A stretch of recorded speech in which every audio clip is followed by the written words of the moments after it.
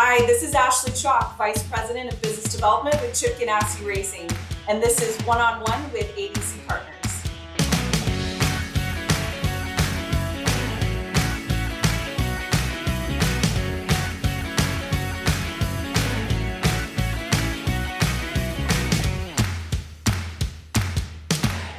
This is Dave Almy of ADC Partners, and if it's a sports and entertainment property, chances are this episode's guest has probably sold a partnership for it.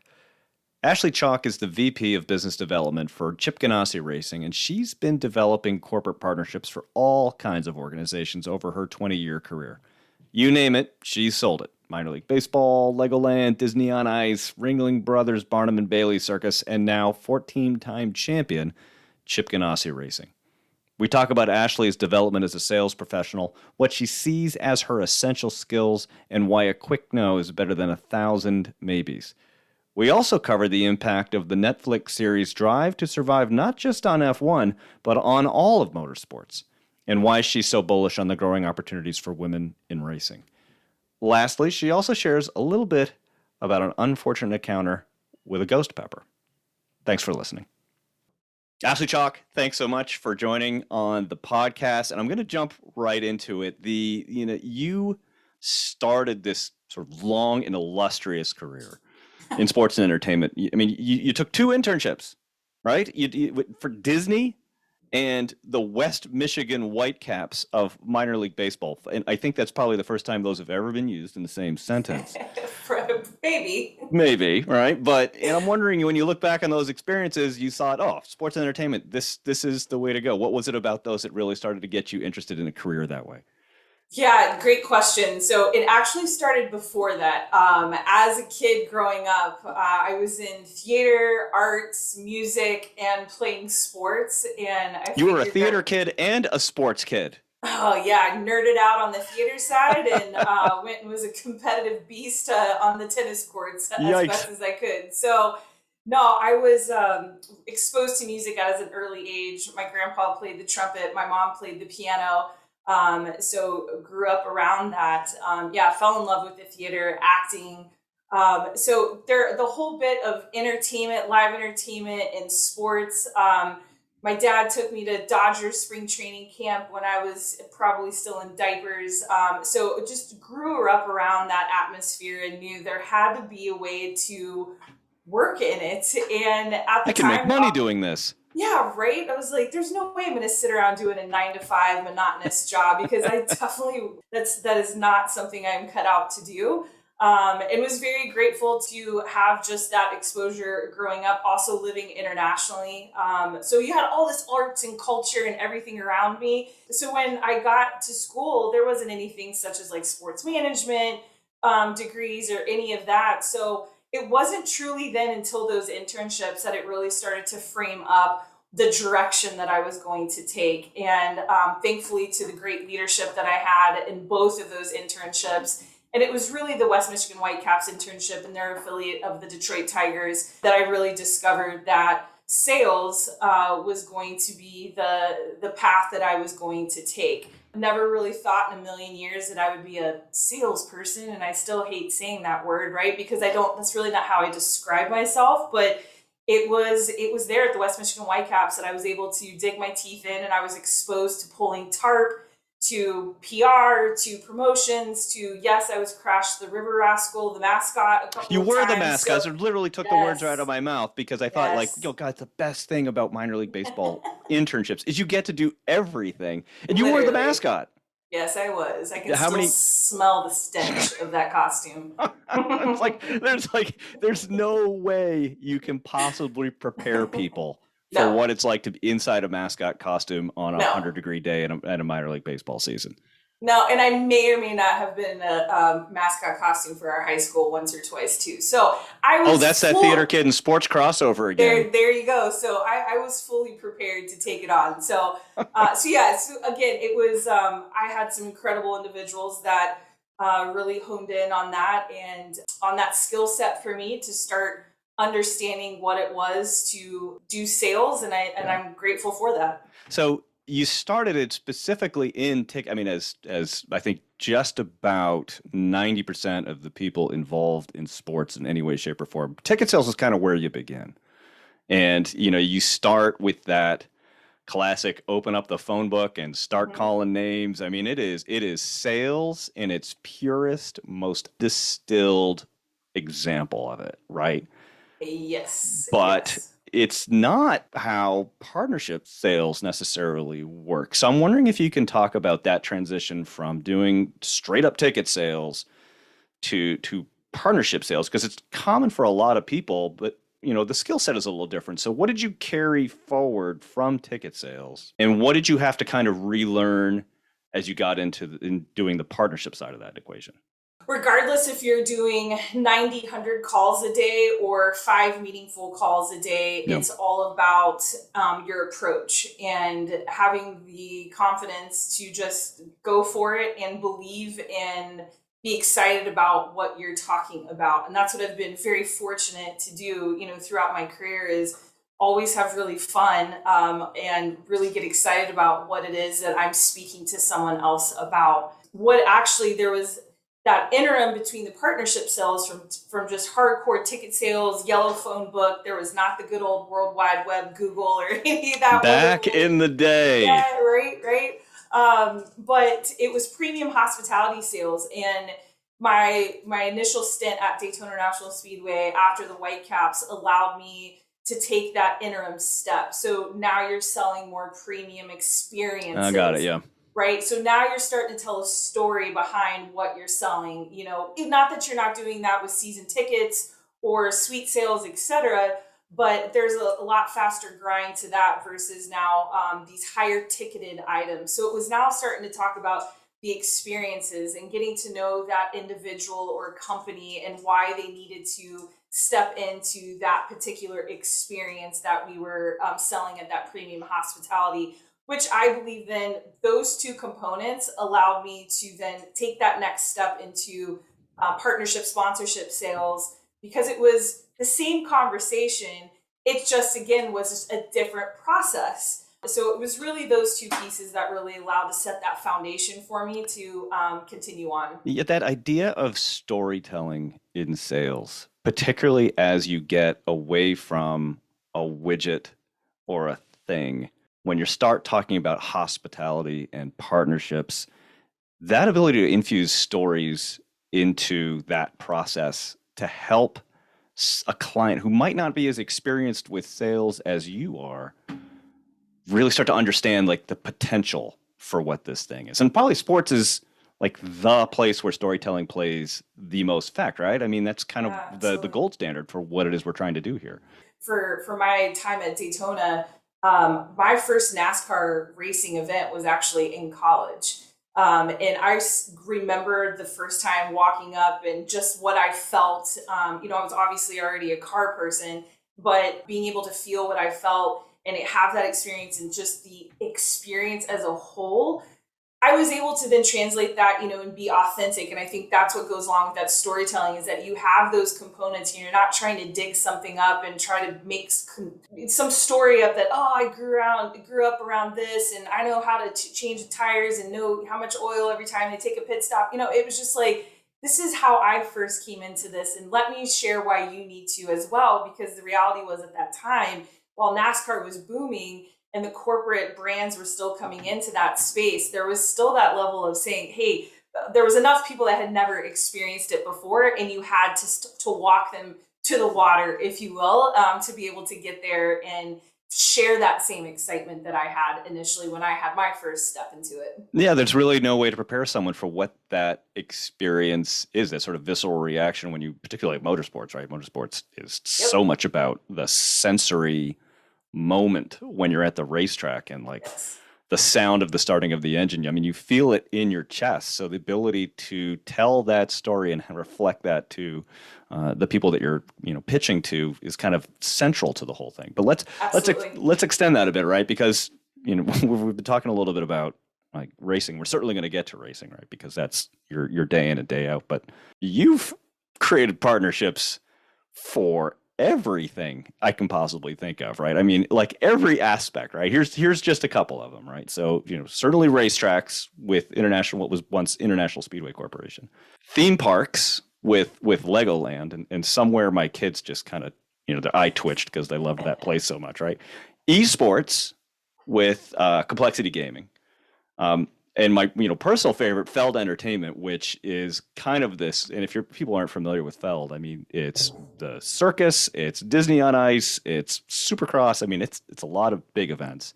And now motorsports with Chip Ganassi. So when you think about that incredible array of experience, right, and history, selling so many different things and creating partnerships for so many different things, what does your success in those, what jumps out at you about creating successful partnerships in all those different categories and things? You just said the word creating. It was Yeah. the ability to create. And that goes back to what I shared at the beginning of growing up around, the arts and theater and having that exposure and that creativity aspect. And that's really what drives the enthusiasm and if you call it my success in doing partnerships for these different properties, brands, etc., and being able to visualize or see something that's not there. Because a lot of times I wasn't selling against a quote brick and mortar, property, especially at Feld. Yes, we went into these incredible arenas and stadiums all over the world, but the product itself was what we were selling against and how that could be activated. At the theme park side, what was beautiful about that as well was, yes, we had the brick and mortar theme park and the experiences that we could create there. But then there was the ability to say, hey, there's an open plot of land over there. What are we doing with that?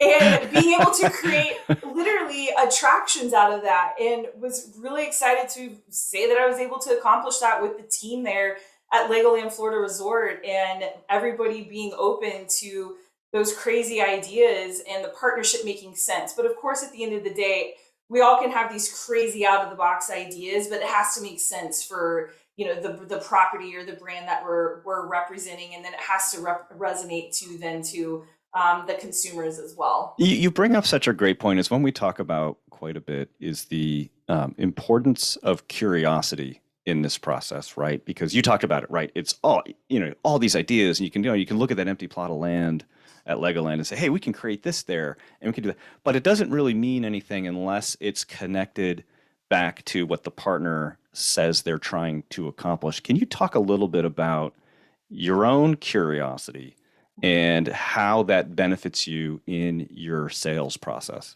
The beauty of what I get to do and so many other people that sit in this same seat is that we get to have different types of conversations every single day with different types of categories all over the place. And I feel like I'm just consistently being a student.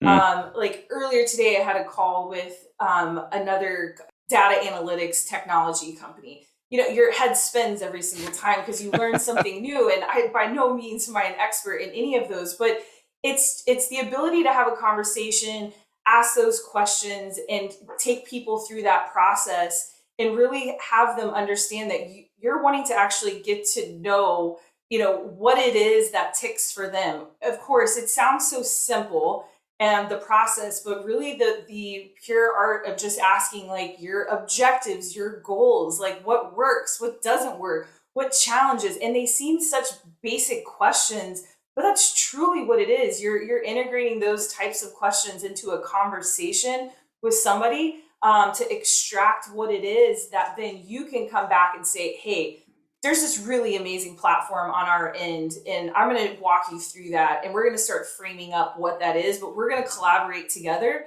on what it ultimately is going to be. Because at the end of the day, it's got to be something that they own, right? That they're going to be excited about. So that's really a condensed version, because I will say this, and I think anybody out there in the world of sales can raise their hand and agree with me. No two people have the same sales process, and it should be that way. And I would hate that if anybody's out there saying you should do exactly this every single time, because it's that individuality with each person that's selling that is going to have their own pieces. Now, obviously there's, processes of starting and closing and all that other, stuff that has to come along with it. But, that individuality of what you bring to the table throughout that is really what can resonate with a partner. I mean, you've brought up like some of the most fundamental core aspects of what success looks like in this kinds of partnership endeavors, right? I mean, you talked about storytelling.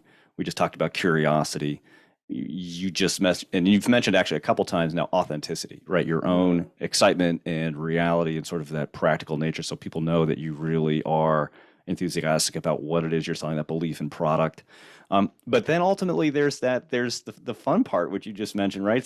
There's create. This is problem solving, and it's coming up with, okay, they're trying to accomplish this. What can I do at this property? What can I create at this property to be able to do? And I think that's when we look at it from how we do it too. That's really the fun part, is trying to figure out how all of those different pieces can fit together. So Absolutely. yeah, it's always good to hear. I think what's rattling around up inside my head, spoken by someone who knows what they're actually talking about. So thank you for that. Most of the time. Most of the time. Yeah, Depends on who you ask. All right, so let's talk a little bit more about motorsports, right? Because you've got your dad worked at GM. You've got motor oil in your veins. This is not new ground to you by any stretch of the imagination. You grew up around cars. I mean, was working in motorsports always the goal, or was this something that was just sort of end up that way? It was not the goal. It's kind of an interesting dynamic because my dad was an executive with GM for 37 years, and Wow. yeah, it was. He had an incredible career with them. Self-made guy, just pure hard work, and that's what I learned from him. Right, there was no handouts. Didn't matter, who you were, what your title was. It was head down, work hard, and keep growing. And that was definitely instilled in me. But I grew up around cars and just had a love for them because of that, because of everything I was exposed to through that. But no, the reality was I wasn't taken to races growing up, even though dirt track racing is in my family blood as well, out of Indiana, which is incredible. Some pretty notable accomplishments in the dirt track racing. But again, didn't grow up around it. And like I got exposed to my first race because my sister actually worked in racing first. This is a family business now. It's kind of crazy, but she's no longer, well, I say that she's no longer in racing, but she's still in cars. She's on the automotive side, on the dealership side now, the marketing end. So, but it was as a result of that, of her being at ISC in a different division at the time. Okay. That allowed me to go to my first Daytona 500. And that was truly in college. I think it was my junior year, was my first time ever to a racing event. That's crazy. You have a dad who works at GM, a sister who works in the business, a family history in dirt track racing, and you don't get to a racetrack until you're a junior in college? Well, so maybe take a couple steps back. I was a kid living in Spain, and I went to not a lot of dirt track racing there for sure. Yeah, over there. So I did go to a race, but I think again it was just the cars. I didn't. And here's a great piece and why I'm so passionate about being back in this sport is I didn't know of the opportunities on the business side to get into motorsports, right? That wasn't really being exposed. But ultimately, the reason why, outside of my sister being there, and it's always talking about small world, when I was at the West Michigan Whitecaps, the VP of sales there, John Guthrie, got tapped to go be the VP of sales at Daytona National Speedway. And when that got announced, I went and slapped my resume down on his desk and I was like, take me with you. I mean, obviously there was a process that went through that, but it's just always a unique storyline of how you end up where you do. But I definitely did not grow up going to the racetracks. Well, that's another thing too, right? Follow good people, right? Yes. If you find people, mentors, bosses in an industry, there's such value. And we had this conversation the last time on the previous podcast with Megan Eisenhart of Learfield. She described it as used to be a corporate ladder. You try to climb the corporate ladder, but she reflected it's actually more like a jungle gym. You go sideways, you go in, you go out, you go backwards. But one of the things that I think is always so valuable is the idea that you follow people that respect, and are offering you the opportunities to excel at your job and are encouraging you to do so. So clearly that's something you found with the Whitecaps and the move over to Daytona. So that was sort of began the progression, yeah? Absolutely. And quite frankly, it's carried out and throughout my entire career. So it's a testament to that. And that's something that I pound my chest, when I get to talk to college students or just starting out, the importance of your network and going Yeah. back to what we touched on early, that authenticity of being authentic through those connections and not reaching out just because you need something, but that you're developing those relationships meaningfully, and that's hard. I mean, that in itself is a full-time job, keeping up with folks outside of your day-to-day job. I mean, it's called network for a reason, right? I mean, there is Absolutely. effort that goes into it, and gosh, that's like such incredibly valuable counsel, right? You never just reach out to someone when you need something. Make sure that you are engaged with them on a regular basis, because who knows what's going on in their day to day too. That you can actually goes back to curiosity, right? In Yep. those kinds of conversations, what else are you going to learn about that person, business, or category that you might have not known before that you can add into the mix that's going to help you going forward? And that's just sort of adds to the perspective of successful business development and sales going forward. Gosh, we're getting so many. Like, we should write a textbook or something like that. Do people still? I don't know. Do people even still use textbooks? Is that even still a thing? There is a lot of books out there, especially on selling. So yeah, It's a fair point. That is a fair point. All right, maybe we shouldn't write a textbook. Maybe No. I think there's enough out there. So it's just the other thing we want to talk about, right? Because if sports, for obvious reasons, has always been considered a male-dominated industry, right? That's kind of because it has been, and if that's the case, then motorsports is kind of like that on steroids, right? It's sort of much greater degree. That's been the history of it. And when we first spoke, you mentioned that you were one of the only female executives on a full-time biz dev role on the team side of IndyCar. And I'm wondering if you can talk a little bit about being a woman in executive in motorsports. And then how do you feel about things and where they're headed, right? Is representation getting better? What still needs to happen? Can you share some of your thoughts about that? Absolutely. One thing that I love about Chip Ganassi and how he runs his organization is he chooses individuals that are qualified for the roles, right? It doesn't matter what you look like, your gender, et cetera. It's, are you qualified? Are you the right person? So, right. But the fact that there's the door that's been swung open by many before me to be able to have this opportunity is fantastic. But yes, it has always been known as a male-dominated sport, but there are incredible strides that are happening on the back end and as we speak right now to change that narrative, and it's happening in real time. So you have incredible women within the motorsports world, like Lynn St. James and Beth Parada, who's a team owner and launched an all-female team in the IndyCar League, which is absolutely amazing. That's pretty cool. Yeah, I mean, there's just so many of women like them and males alike that are allies to changing this narrative as well, which is incredible to see. And there's many things that have changed. And one thing that I'm really proud of too at Chip Ganassi Racing is our team. We've had this incredible partnership with PNC Bank, and PNC has been around with us for quite some time, aligned with Scott Dixon. And next month, we start our first Women in Motorsports internship program at Chip Ganassi Racing. So I believe there's 5 females that are coming in, and each of them have different focuses, one being PR, one in engineering, et cetera. So really excited, for that type of program to be launching. And trust me, that's just one of many programs that are already in place or launching amongst teams, amongst the series, amongst just grassroots efforts. And it's really exciting to see what's transpiring. And that's kind of what it takes too, right? Is paying attention to it and making the effort. And I think sometimes we get concerned that we're running the risk of just kind of putting spackle on an issue and things like that.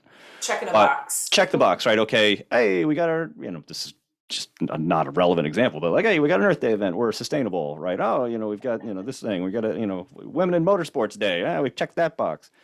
But what you're talking about, right? The providing opportunity for people to get a real, true sense of what the industry is, where that opportunity may not have existed previous, is kind of central to the whole thing, right? Mm-hmm. Getting their career started in that regard. I'm wondering if, like, have you, in the start of your career in a business development role, and where you are now, I'm wondering, as you engage people and you're having meetings and things like that, have you felt that attitude shift as being a woman in that particular business development role? It's shifting. I mean, it still happens. I'm Yeah, not yeah. going to sit here and, talk fluff. And when I walk in with a male colleague, that the conversation doesn't start all focused there, but it doesn't happen as often anymore. And again, it's because we have an incredible team and we're a flat organization. Yeah. And honestly, titles don't matter. Everybody comes together at the end of the day to get the work done. But I definitely have a passion point for the revenue generating side of positions for the world of motorsports. Trust me, there's an army of a female contingency that's within motorsports doing incredible things across Right. the board: marketing, PR, human resources. It's a dynamic group, and there's definitely individuals on the revenue side as well. I just wish there were more, right? You see it happening in stick and ball sports. You can go across the entire place and stick and ball and see that. So I know that's going to continue to come as the opportunities open up. But I also think it's my job and other females within the industry to allow folks and females to say, hey, well, I'd rather go to this NFL team, to say, but wait, why don't you look over here as well to motorsports? Yeah, wait, don't go. Yeah, exactly. Like, you don't have to have grown up around it. I did Right. it, right? Like, I grew up around cars again. But it's different growing up around cars versus a racetrack. And so that's definitely a passion point for me as well, because I think there's storytelling can come from all different angles, and I think that regardless of male or female, everyone can do an excellent job, but I definitely think there's an opportunity for more females to come into this type of role. I mean, you're now sort of in that position of, quote unquote executive, right? You're sort of up the food chain now. Do you find that women coming to you seeking entry into the industry are coming in greater numbers? Are they coming with a greater set of experiences and expectations? I mean, what's it like now, sort of as someone who was once the seeker has become the sought in that regard? Are you enthusiastic about what you're hearing and seeing? Well, I appreciate that. I still feel like I have many years of experience to get under my belt. Okay, fair enough. But I also will say, for the 20 years that I've invested thus far, it's wonderful to have the amount of reach outs that have happened, whether it's from LinkedIn, individuals I don't have any connections with, or college, or people starting out. Yes, I think there's definitely a greater appetite for that. And I think too, because of these new platforms that have launched, like Women in Motorsports North America, that Lynn St. James and Beth Parada just announced yesterday, being a pathway for females to discover new opportunities. So I think, between myself and the other army of individuals that are in this arena, there's definitely a greater understanding and a greater understanding for individuals to find a way to get here and to have those conversations to start their own path. Yeah. Now, so a big part of your job surrounds IndyCar, right? Correct. And clearly F1 is kind of having a moment right now, right? I believe that's called a rueful chuckle. You go back to the Netflix series Drive to Survive and everything like that is sort of propping that up. I mean, can you see that enthusiasm spilling over into IndyCar, and how are you trying to take advantage of this moment? Let me just clarify my little chuckle was just because this is a daily conversation I'm having. Darn it! I wanted to ask original questions. My personal life and professional life. No, but the beauty of me sharing that is people are talking about motorsports. Yeah. It goes back to your previous questions about people seeking out opportunities and things changed. Yes, because everyone is talking about motorsports. Yes, this F1 show, Drive to Survive, in my opinion, I don't have statistics or facts, but That's not going to stop us. Right. Don't let the facts get in the way. It is obviously making a dent and creating new eyeballs. And that is good for everyone within the ecosystem of motorsports. Now, it's then up to the respective series or individuals then to capitalize on that. And I Yeah. think that's what everyone is doing. I mean, my gosh, IndyCar, the trajectory that we've been on just over the last couple of years is unbelievable from viewership. Just over the last 3 races that we've had, we've broken records with viewership on NBC. From last year, we're up 37% in viewership, and that's just from a TV standpoint. So it's incredible the viewership that has increased just in IndyCar, but everyone is seeing that. I just saw some stats on NASCAR as well with their viewership. It is, again, it's just everything is blowing up. So yes, the F1 component coming here to North America has been beneficial for everyone because it's creating a larger spotlight for just motorsports in general to tell their stories in a bigger spotlight. Do you find yourself engaging with companies, categories, brands that you've never talked with before because of that? Hey, we should need to check out open wheel racing, or we need to check out motorsports because clearly people are, to your point, more eyeballs are headed that way. So are you feeling that sort of elevated rush on the partnership side as well? I wouldn't say that there's new conversations and new categories. I think everyone's talking to everyone, but there's a lot more reception when you're doing cold reach outs, especially to talk about motorsports because of the F1 dynamic, because of Drive to Survive, or just the fact that because motorsports is really everywhere right now and always has been, but really has a greater spotlight on it, that there's just a more receptive end to be able to have a conversation and to start an exploration around Chip Ganassi Racing. And not just IndyCar, but our entire platform since we race in 3 different series. Well, I'm interested in what you think. I'm trying to figure out the right way to phrase this question, right? What do you wish the sponsors, the brands, your partners knew about your job, right? Because we often talk about, I've had several conversations with people on the brand side saying, hey, what do you wish you could share with, people who are in charge of business development? And they've had some great responses, right? And some of which we've even talked in today tangentially. Flip the script. I mean, what do you wish brands knew about your job and how to create successful partnerships? Well, first and foremost, we're very lucky to be a winning organization. We are 14-time champions in the IndyCar, and a lot of people think that's just an easy shoe in to close a deal. It definitely helps to be able to represent a winning organization. But I think for those sitting, I mean, it's a great question. For those sitting on the other side of the table, peering into my side, that they know that there's from my perspective at least, I'm just speaking for myself, is that this is a genuine nonstop effort. This is what I do all day long. Right. And I get told no a lot. And yeah. I'm not going to sit here and people are like, oh, you have to have thick skin and get the no. Like, it still stings when you get told no. I don't care how long you've been doing this job. No, you invest yourself into the job, into the process, and absolutely, I get it. Yes, and more so than not, it's interesting that a lot of brands and companies don't want to tell you no, and they'll drag you along this process. And I wish they would just upfront be like, we're going to stop this now, so you're not holding on to that little tiny bit of hope that door's still a quick no is better than 1,000 maybes. Yes, absolutely. Move on. Unbelievable. No, I get it, and I appreciate all that. Right, that's such a it's such a valuable thing for people to understand. Like, I won't take it personally, but you're going to help me if you can come to a decision on this sooner than later. So that idea of, I think I've even heard it rephrased. It's like, you want to get to know. You want to hear the no so that you can move on to the next person that might be a yes versus circling back every 3 weeks to find out what's going on this week and have you made any forward progress whatsoever. Not that any of us have ever fallen into that particular rabbit hole.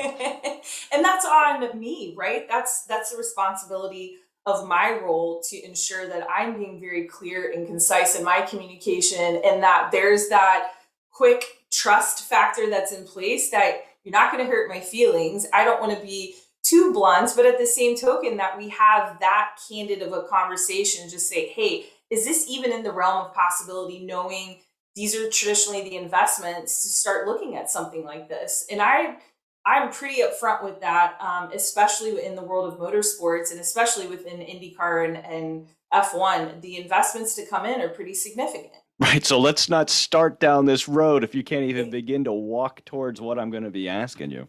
Correct. Let's establish that on the front end. Let's set some parameters. Sticker shock is not fun to anybody. No, not when you're shopping for a new car or whether you're shopping for a motorsports partnership.